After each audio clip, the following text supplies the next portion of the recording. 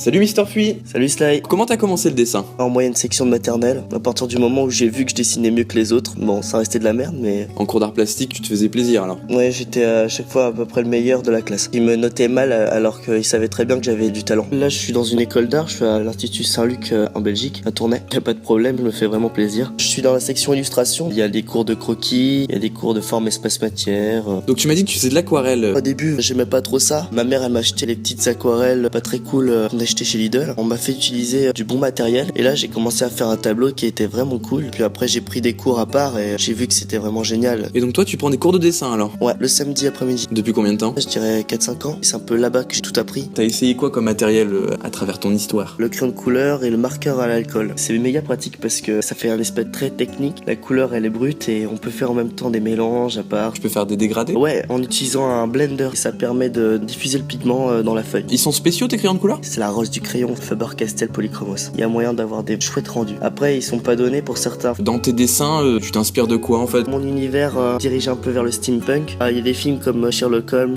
Hugo Cabret, niveau animation, Miyazaki. Mon rêve c'était Pixar avant, rejoindre leur école. Je fais beaucoup de comics ces temps-ci. Pourquoi le comics en particulier? C'est les proportions des personnages. Comment placer la tête dans le corps, comment dessiner un personnage un peu badass avec des muscles et tout. Maintenant on va parler du grand sujet, c'est que tu as une chaîne YouTube où tu fais des speeddraws. Comment tu t'es lancé? Je suivais des youtubeurs, un français et un italien. Ils m'ont beaucoup inspiré et je me suis dit moi j'ai très envie de faire ça. Et puis à mon avis il suffit juste que j'ai une caméra et on va voir ce que ça donne. Et du coup c'est quoi tes objectifs avec cette chaîne? Savoir les avis des gens, peut-être essayer grâce à ma chaîne obtenir un CV un petit peu plus intéressant. C'est vrai que j'avais un peu lâché mais étant donné que j'ai vu ta proposition je me suis dit tiens je vais peut-être repartir parce que j'adore ça. Pourquoi t'as choisi ces deux personnages? Ces personnages d'Assassin's Creed, les Link dans Zelda, donc du coup les deux je les ai fait séparément sur ma chaîne et je me disais qu'est-ce que ça aurait fait si on fusionnait les deux. C'est quoi les points communs entre ces deux personnages? Je pense que ça ressemble un petit peu à l'univers de Skyrim, je dirais. Assassin's Link, selon toi, ça serait quoi son caractère?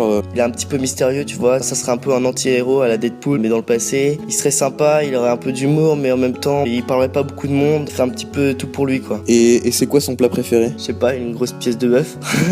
Et sa monture alors? Un cheval, c'est trop classique. Moi, je pense à une espèce de griffon. Ah ouais, ce serait stylé. Et c'est qui sa copine alors? Ou son copain?